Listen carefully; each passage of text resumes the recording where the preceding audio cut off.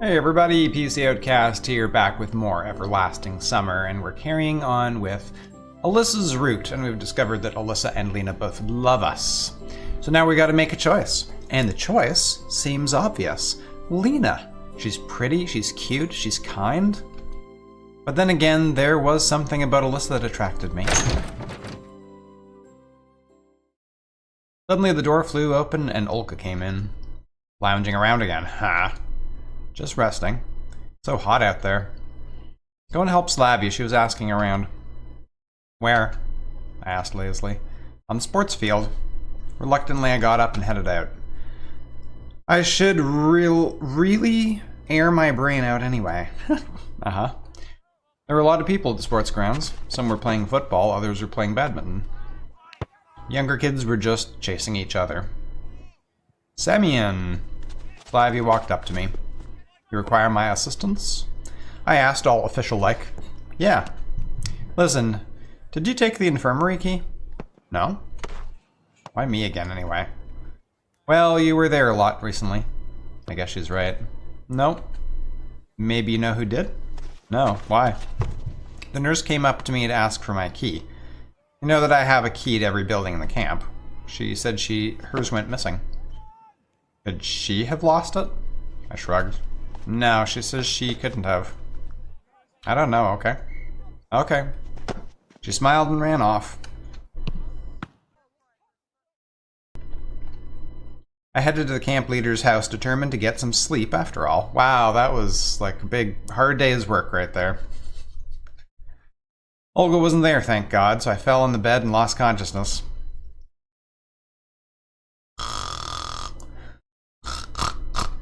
I don't exactly remember what I dreamt of, but it left a heavy impression, as afternoon naps often do. I put some effort into getting off the bed and looked at the clock. It was just after 7. Not surprising, if you think about it. I should have expected to sleep through the day. Although, as it turns out, I missed dinner as well. That thought made me uncomfortable, and I headed to the exit. I stopped on the threshold and thought of what to do next. I don't know how long I would have stood there. My head was still heavy after sleep. If someone hadn't called out to me. Slavia was quickly walking towards the cabin. Semyon. She started, breathless. Are you sure you don't have the infirmary key? Of course not. Why would I need it? Well, do you know who took it? No, I don't. Why? Well, something has gone missing. What? Something important. Slavia hesitated. Some medication. You mean the vodka? So all this disturbance was started because of some medicine? Although, I pondered. I mean, I have the bottle in my cabin. Did she mean that? I tried to keep my face still as stone without doing anything to give myself away. Okay. I don't know. I'm sorry. Okay, Slavia said in frustration. I looked at her and tried to figure out how bad the situation was for me or whether I was in trouble at all. On the one hand, the vodka. I did steal it. Then again, she's saying it's gone, as in disappeared all by itself with no external influence. Although it's highly unlikely that she would say that a bottle of trophy vodka was stolen from the infirmary. So the way it was said was okay, the problem was different. I suddenly got really scared. What if they find out that it was me? Even if it wasn't about the bottle, they'd still find it while looking for what was gone.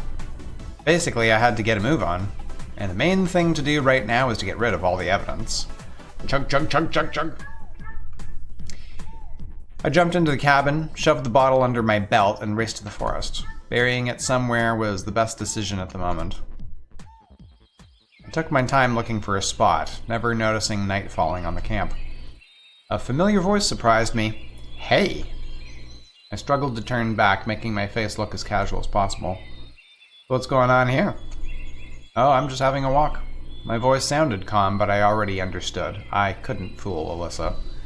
Alone? At night? In the woods? Well, yeah, what's wrong? Nothing. Nothing at all. She stared at me. Okay, then I'll... Hold on. Aren't you forgetting something? Don't think so. We had an agreement. About? About tonight. I think she's right. There was something like that. Yes, but you see... No, I don't. Let's go. She turned around and gestured me to follow. I thought there was no point in arguing. Any word or action could give me away. And then, sighing, I followed. It was a couple of minutes before we reached your cabin. While we were talking, I was busy trying to find the best time and place to ditch the vodka, but Alisa stayed so close that I couldn't manage anything. Well? She stared at me. Well, what? I was so nervous that my hair was wet with sweat. The only thing on my mind at the moment was how to adjust the bottle so she wouldn't notice. What do you say? About what? Alisa pondered. Okay, I guess you're right. I brought you here, so I'm the one to decide. Okay. I agreed, unsure. Hold on a minute. She reached under the bed and in a few seconds pulled out the bottle of vodka. I was shocked. Surprised, eh? Of course. Not by the vodka itself, though, but by the fact that it was the exact bottle I carried to the infirmary in the morning. The murky contents gave it away. So? Alisa looked at me teasingly. What? Want to take a shot? I didn't even know what to say to that. What she had was just rotten water. The real vodka was in the bottle under my belt. Well, I kind of... Don't tell me you don't drink, Alisa pouted. I don't know. No, I just... Alright then, just a second. In just an instant, Alisa had 2 glasses and filled them to the brim. Let's do this. She said, giving me one of the glasses, and downed hers before I could answer. Ugh! She gasped. In a moment, she realized, what on earth is that? She started spitting. They called this vodka? Despite my difficulty, I couldn't help laughing. What are you laughing about? Alisa shouted, red in the face. I'm asking you, what's so funny? It actually is funny. So you're having fun? Drink yours, we'll see how you laugh then. I had no desire to try the stale water, but just to avoid making her suspicious, I asked, so how does it taste? Like rotten water, Alisa said, upset. I was just going to relax a bit, have a cultured timeout, and then it... A cultured timeout? I repeated as a new bout of laughter bent me in half. Hey, stop it!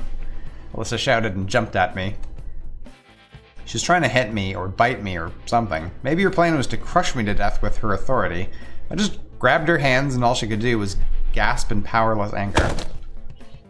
All was going fine, but then Alisa's legs slid and she began to fall.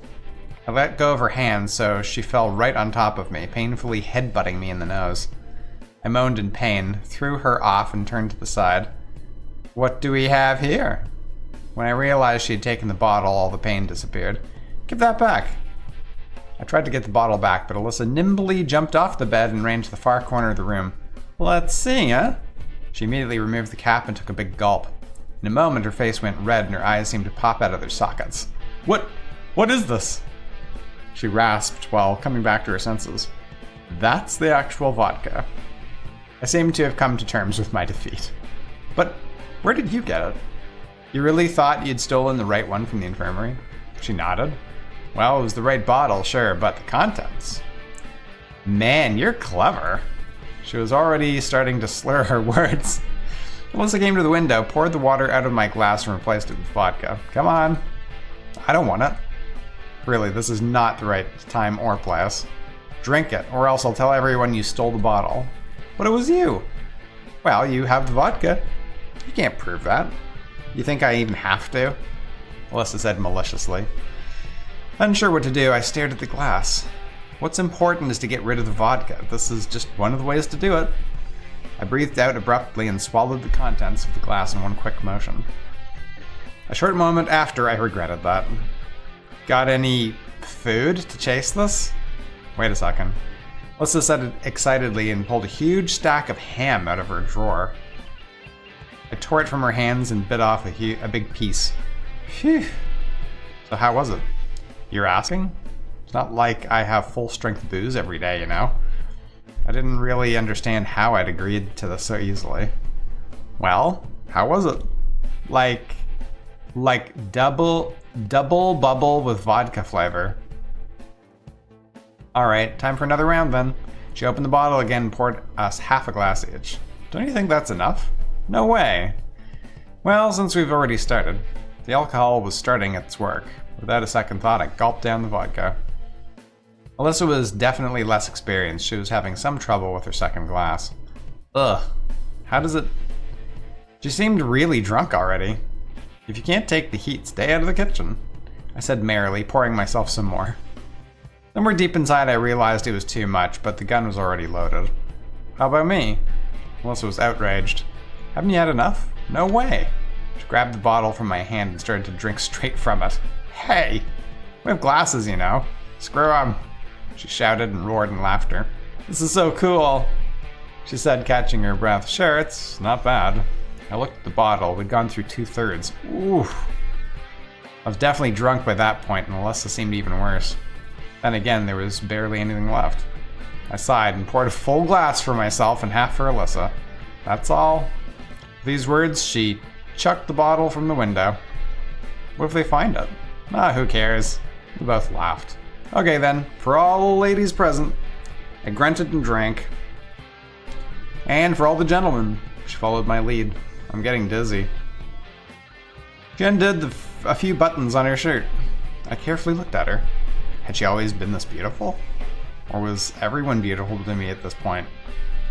Whichever it was, I could not force myself to look away. You're gonna stare a hole through me if you keep going like that. Alisa laughed. Sorry. Embarrassed, I stared at my feet. You can look if you're so interested. With some effort, I opened my eye and saw her continuing to unbutton her shirt. No words could escape my mouth. Besides, who needs words at a moment like this? Whoops, I think I hit that twice. No. What happened then was what was supposed to happen. At the time, I was unable to think of what was right to do. I didn't want to, I just felt good. The light bulb burned out, or one of us turned off the light, but either way the room went dark. I looked around her cabin and thought of something. Where's Ilana? Are you afraid someone will come in and see us? She grinned warmly. Could happen. I asked her to spend the night at another girl's cabin. Wait, so you planned all this? Well, not something like this, of course. She looked at me intently, smiled, and closed her eyes. Yeah. Stared at the ceiling for a while longer and soon heard quiet, deep breathing. Alisa was asleep. My head ached suddenly. The alcohol seemed to be wearing off. Best thing to do in this case is to follow her lead and get some sleep as well. Before I finished the thought, I was already fast asleep. Day 7. And I still can't fast forward. So, like, all this dialogue is brand new. That entire day. It's amazing. Some people were chasing me. Or maybe they weren't people, but fuzzy black blots with a hellish landscape in the background. I ran, stumbling over something, having no air to breathe. My whole essence was overtaken by primal fear and terror. And then a memory lapse. I opened my swollen eyelids only for my eyes to be struck by bright daylight. A terrible taste in my mouth, pains all over my body, and a severe headache. Seems someone was drinking hard yesterday. After coming to my senses, I started to recall the events of last night. I believe there was a bottle of vodka which I happily emptied together with Alisa. I tried to stand up, but something was pinning my left arm. It was the peacefully snoring Alisa. Everything that happened returned to my mind. Fear was quickly replaced by a feeling of euphoria. I relaxed lazily on the bed, enjoying a beautiful hungover morning. Sometime later, Alisa woke up. I kissed her softly and said, "Good morning." She gave me a blank look for a couple of seconds and then jumped up shouting, You! You? Me what? Yesterday, you. She hissed. But it was kind of your idea. I was drunk. So was I. What can you do? Alisa was furiously looking at me, but then calmed down and sat beside me. Alright, whatever happened, happened. You sure? I got up and tried to hug her. Don't. She whispered, blushing. Why? Because... Alisa frantically shook her head. Because it's 4 o'clock already. And what? Don't tell me you're late for something. Everyone will leave without us. Leave where? Today is the last day. Last day of what? I asked, completely confused. The last day of the term. What? The hangover that seemed to have already passed a while ago made a sharp comeback. Don't tell me you didn't know, asked Alisa in surprise. So you did know it? Well, yes, but I'd forgotten it somehow. And what should we do now? Actually, that wasn't the main thing that I was concerned about. If today is the last day, then everyone will go somewhere. So I can get out of this camp somehow. Well, I have no idea. Maybe we can still make it. I jumped out of the bed and started dressing quickly. It was difficult as my coordination was badly disturbed by yesterday's lavish indulgence. What are you waiting for? Lisa didn't reply, but started dressing too. A couple of minutes later, we were standing at the deserted square. Let's go to the camp leader's cabin. After opening Olga's cabin with my key, I found nobody inside.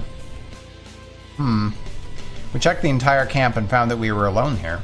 Oh no. After returning to the square, I sat down and covered my face with hands like a doomed man. I still felt sick, but now it turned out that I had to solve a serious problem. Where would they have gone? Well, to the district center, I guess. Do you know where it is? Approximately. Is it possible to reach it on foot? Don't know. And how long would it take on a bus? A couple of hours? I quickly reckoned how much that is in kilometers. Taking into consideration the quality of the Soviet motor car industry and Soviet roads, one could presume that it was quite possible to reach it on foot, provided that Alisa knows the exact direction. Moreover, in my situation, it's not easy to decide on such steps. But we can't stay here either, alone, without food, in a deserted pioneer camp. In real life, it would be a definitely bad idea, and I had no other choice but to treat everything happening as reality.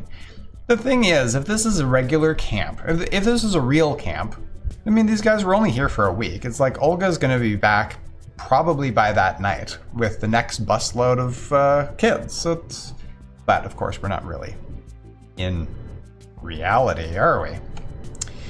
In real life, it would definitely be a bad idea, and I had no other choice but to treat everything happening as reality. Let's go. Where? To the district center. Are you mad? You'd prefer to stay here? Sure. They'll notice that we're missing and we'll return. Don't you think it's odd that they didn't notice it during departure? Well, yeah, but she started to think. But to go somewhere all on her own? But you said you knew the direction. I do. She agreed without confidence. So what's there to think about? Maybe we'll encounter some local buses on the way. I don't really believe that myself, but there is an exit from this camp. What? If there's an exit from this camp, then this idea seems quite solid. I don't know. As you say. She prattled on confusedly. Then start packing your stuff. Meet here in half an hour. I ran toward Olga's cabin. Yes, not much to pack. I tossed my warm clothes into a bag. I was about to go when an interesting thought crossed my mind. What would I actually need them for? Didn't seem to be late summer, so what's the point in dragging unnecessary weight along? Especially since I don't know how far I have to walk. After reasoning that one could survive such weather without a coat and warm boots, I shoved my cell phone with its dying battery into my pocket and went to the square. I had to wait at least 20 minutes for Alisa. My hangover seemed to ease a little so I could better focus on the previous night. What does she really want from me? Was it just drunken sex or something more? Did they actually have sex? I guess maybe they did. Naturally, I can't speak for Alisa. It's difficult even to speak for myself. I began to remember the course of my acquaintance with her, how she teased and mocked me at first, her arrogance and self-confidence. It was more than compensated for by the tenderness of last night. It was already clear that she is not the person she wants to seem like. But what kind of person is the real Alisa? And do I have any feelings toward her? I do feel sympathy, a sort of affection, but is there something more? My reflections were interrupted by Alisa. Here, take it. She held out a huge backpack to me. What's this? I asked skeptically. My stuff. Why so little? I brought as much as I could fit. Look, we don't know how far we have to go. Maybe you can take only the most necessary things? So what, I just have to throw it away, leave it here? Alisa sniffed. Firstly, I couldn't understand why she even has that much stuff, and secondly, what's so valuable in there? But the chivalrous duty of carrying it is mine, is it? Of course. She smiled, archly. I evaluated how much it would weigh. About 10 kilos, I guess. I can carry that for a few kilometers, but not much further than that. You do understand that we'll not get very far with it. Well, we'll do our best. You mean I can throw something out later? We'll see. She answered, with her eyes flashing slyly. Okay, I'm taking you at your word. After all, as I have to carry it, I have the right to throw things out of it. And so our journey began. Took me at least an hour to start getting tired. I would never have thought that I possessed such stamina. Either the backpack was easy to carry, or last night's exercises had trained my muscles. Oh dear. I stopped on the roadside and threw Alisa's belongings to the ground. What are you doing? She was clearly resentful. Do you want to carry it yourself? Of course not. In that case, I need to rest. Naturally, the most rational decision was to get rid of most of the stuff, keeping only the most necessary things, but I couldn't bring myself to such drastic measures. You've been keeping silent for the whole time. Alisa was staring vacantly down the road that receded into the distance. What is there to talk about? I don't know, but you're behaving as if nothing happened. Did something happen? She asked, absent-mindedly. Well, you know. Had enough rest, then let's go. Alisa began to walk quickly away from me. Hey, wait a minute. I shouldered the backpack and ran after her. Hey. Ugh. We've been traveling in silence for some time, with Alisa slightly ahead and me behind. I had no idea how to start a conversation. She seems to be giving out obvious hints that the night's events were one big mistake. At least it seemed so to me. But from my point of view, what happened was meant to happen. The last few days in the camp, I'd definitely been attracted to Alisa, and I believe she was attracted to me as well. In that case, what's the problem? Maybe she doesn't want it to be just a one-night stand? You know. She turned and looked at me. If I did something wrong, I did nothing wrong, but it just turned out this way. So it was just an accident? I didn't say that. Then what did you say? My inability to get a straight answer made me begin to lose my temper, and I raised my voice. You're just giving me hints, ambiguities. What about straightforwardness, sincerity? You weren't like this before. People tend to change. She slowly paced forward. Change? You call this a change? You are a completely different person now, just like Lena, really. Alisa stopped but didn't turn. Don't compare. Got it? Don't compare me to her.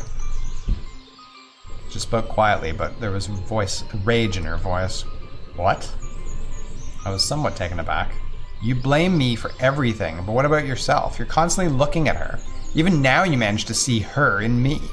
Wait, why did you come yesterday then? You could have gone to her. You did know. Did know what? Did know that I was waiting for you. Seems that making this confession was a hard decision for Alisa, but at first I assigned little significance to her words. Well, you yourself told me to come yesterday, so this isn't about that. Alisa burst into sobs and covered her face with hands. I was completely taken aback. I still didn't get what she was hinting at, so it was impossible to talk normally. Sorry. Forgive me. Stop apologizing. But if I said or did something wrong, so what's the point in apologizing if you already did? Better to behave yourself from the beginning. But I don't know how. Alisa looked up at me. There was so much sorrow in her gaze that I couldn't bear it and turned away. We stood like that for some time. Soon she seemed to pull herself back together. Okay, forget it. Let's move on.